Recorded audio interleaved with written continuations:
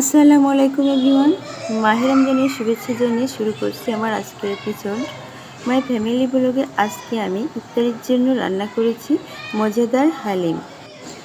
তো আপনারা যদি আমার চ্যানেলটি সাবস্ক্রাইব করে না থাকেন তাহলে এখনই সাবস্ক্রাইব করুন, আর যারা করেছেন তাদের অসংখ্য অসংখ্য ধন্যবাদ। এই হালিম সবার কাছে অতি প্রিয় একটি খাবার। চলুন তাহলে দেখি এই প্রিয় খাবারটি আমরা কিভাবে তৈরি করি। আমি সুপার শপ থেকে হালিমের প্যাকেট কিনে নিয়ে এসেছি। প্রত্যেক সুপার শপে এই হালিমের প্যাকেট পাওয়া যায়। এই প্যাকেটে দুইটা প্যাকেট থাকে, একটা হলো হালিমের ডাল আর একটা থাকে মশলা, ছোট একটা প্যাকেট থাকে মশলা। আমি ডালটা গরম পানিতে আধা ঘন্টা পরিমাণ ভিজিয়ে রাখবো। এখন আমি চুলায় যাচ্ছি, চুলায় তেল দিলাম, তেলে পেঁয়াজ বেরেস্তা করব। সুন্দর করে লাল করে পেঁয়াজ বেরেস্তা করে উঠিয়ে রাখবো। এটা আমার পেঁয়াজ বেরেস্তা হয়ে গেছে। এখন আমি এটাকে তুলে রাখবো। এটা তুলে আমি আবার নতুন করে একটু তেল দিয়ে এর ভিতরে পেঁয়াজ দিলাম। পেঁয়াজ দিয়ে আমি এখন এর ভিতরে প্রয়োজনীয় মশলাগুলো দিয়ে দিব। আবার আমি এর ভিতরে একটু একটু করে সব মশলা দিয়ে দিব। হ্যাঁ, রসুন বাটা, আদা বাটা, জিরার গুঁড়া, ধনিয়ার গুঁড়া একটু একটু করে সব দিয়ে দেব। এর ভিতরে মশলা আছে, না দিলেও চলে, কিন্তু বাড়তি মশলাটা যদি আপনি দেন তাহলে আপনার হালিমের স্বাদটা দ্বিগুণ বেড়ে যায়। আমি সব মশলাগুলো একটু ভেজে তারপরে আমি হালিমের মশলাটা এর ভিতরে ঢেলে দেব।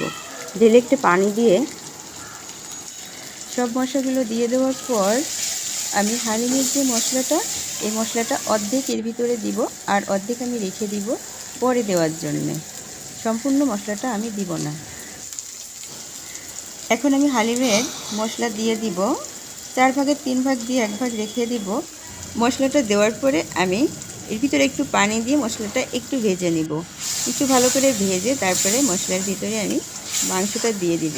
হালিমের যে মাংসটা রেখেছি মাংসটা আমি দিয়ে দিব এর ভিতরে। আমার মশলাটা ভাজা প্রায় হয়ে গেছে। এখন আমি মাংসটা দিয়ে দিচ্ছি। মাংসটা ভালো করে কষিয়ে তারপরে আমি হালিমের যে ডালটা ভিজিয়ে রেখেছিলাম ওই ডালটা এর ভিতরে আমি ঢেলে দেব। মাংসটা একটু নেড়ে এর ভিতরে পানি দিয়ে আমি মাংসটাকে একটু কষিয়ে নিব। একটু ঢেকে 10-15 মিনিট রেখে দিব। দেখুন আমার মাংসটা এখন হয়ে গেছে। আমি এখন এই পর্যায়ে এর ভিতরে আমি ভিজিয়ে রেখেছিলাম যে ডালটা, ওই ডালটা এর ভিতরে আমি সম্পূর্ণ দিয়ে দেব। ডালে যে পানিটা আছে ওই পানি সহই আমি দিয়ে দিব। আমি আর বাড়তি পানি ইউজ করব না।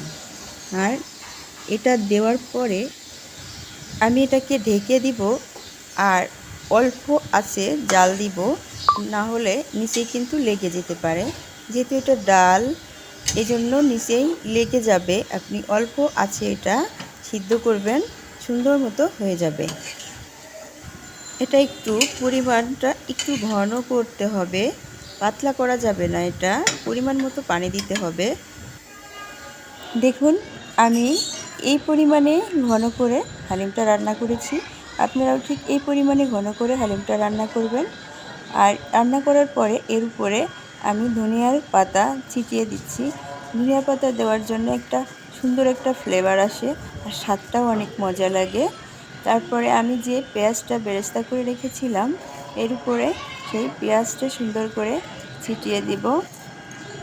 পেঁয়াজটা দেওয়ার পর আমি এর ভিতরে যে মশলা রেখেছিলাম, হালিমে মশলা 4 ভাগের 1 ভাগ রেখে দিয়েছিলাম, সেই 1 ভাগ এর উপরে আমি ছিটিয়ে দিব।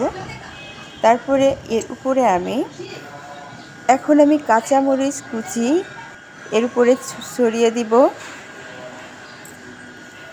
শসা কুচি করে কেটে রেখেছি, শসাটা এর উপরে ছড়িয়ে দিব। তারপর আমি লেবু দিব, লেবু কেটে লেবুর রসটা এর উপরে ছিটিয়ে দিয়ে আমি পরিবেশন করব। দেখুন আমি কাঁচামরিচ কুচি দিয়েছি।